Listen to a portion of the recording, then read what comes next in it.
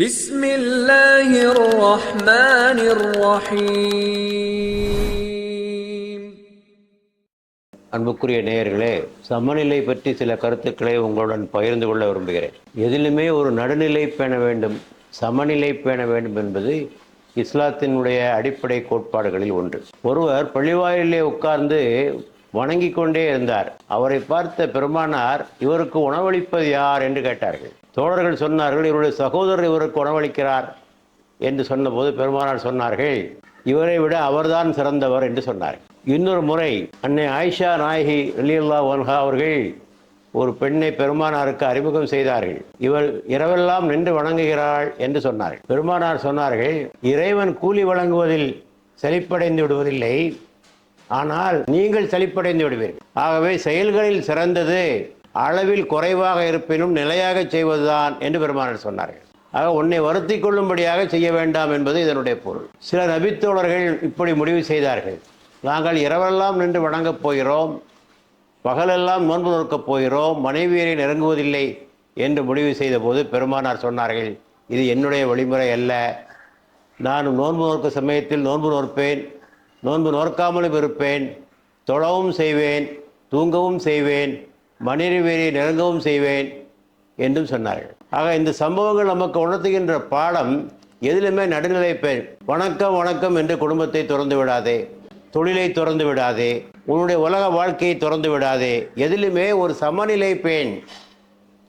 ஆகவேதான் அல்லாஹ் தஆலா நம்முடைய சமுதாயத்திற்கு பெயர் வைத்திருக்கிறார், உம்மத்தன் வசத்தன், நடுநிலை உள்ள சமுதாயம் என்று பெயர் வைத்திருக்கிறார்.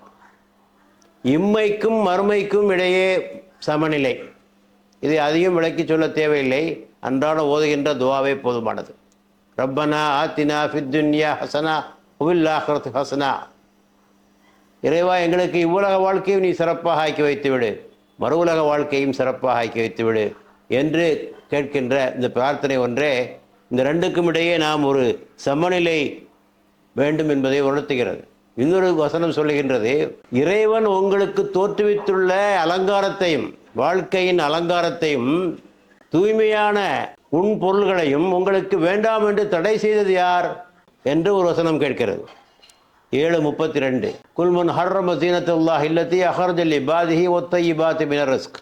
ஆகவே அல்லாஹ் கொடுத்திருக்கிற அலங்காரத்தின் அனுபவி என்று அதற்கு பொருள். ஆகவே இம்மையை துறக்காதே, மறுமையை மறக்காதே.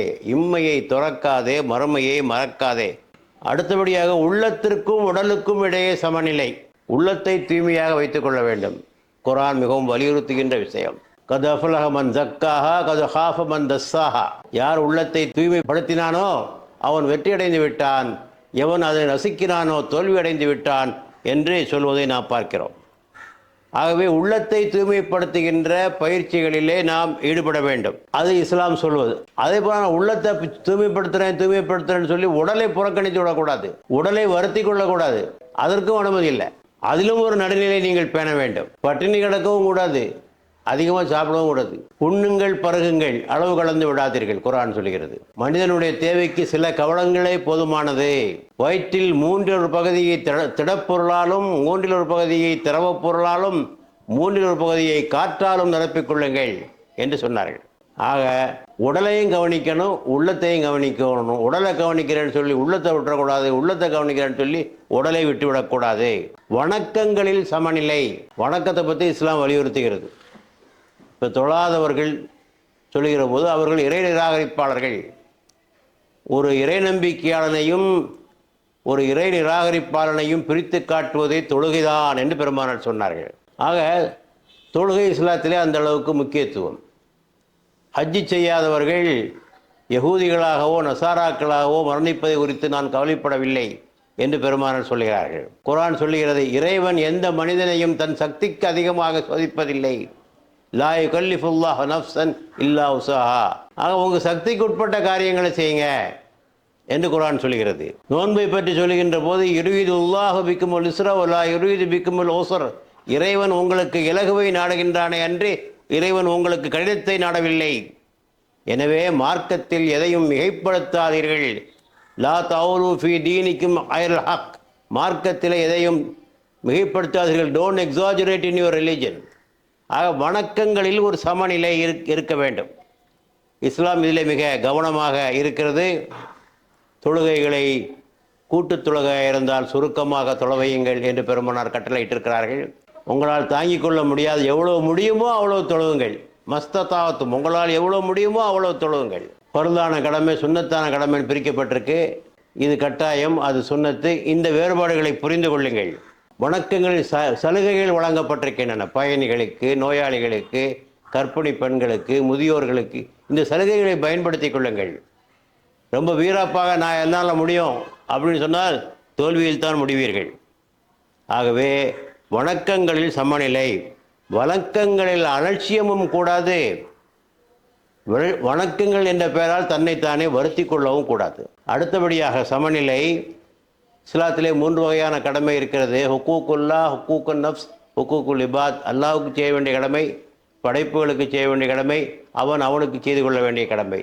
3 வகையான கடமைகள் சொல்லியிருக்கு. இந்த 3 கடமைகளுக்கு மத்தியிலும் சமநிலை வேண்டும். அல்லாஹுக்கு அதிகமாக கடமை செய்கிற என்ற பெயரில் மனிதர்களுக்கு செய்ய வேண்டிய கடமைகளை செய்யாமல் இருந்து விடக்கூடாது. பெற்றோர்களை கவனிக்காமல் இருந்து விடக்கூடாது. குழந்தைகளை கவனிக்காமல் இருந்து விடக்கூடாது. எப்போதும் பள்ளிவாசலை கடந்து குடும்பத்தை புறக்கணித்து விடக்கூடாது. சமநிலை. ஹுக்கூக்குன் நஃப்ஸ், அவனுக்கு செய்ய வேண்டிய கடமை, அவனுடைய உடலை அவன் பாதுகாத்துக் கொள்ள வேண்டும். ஆக இந்த 3க்கும் இடையே ஒரு சமநிலை.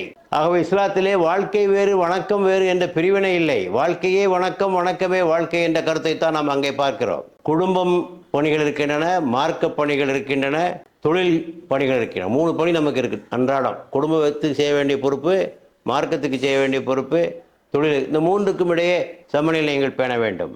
செலவினங்களில் நடுநிலை.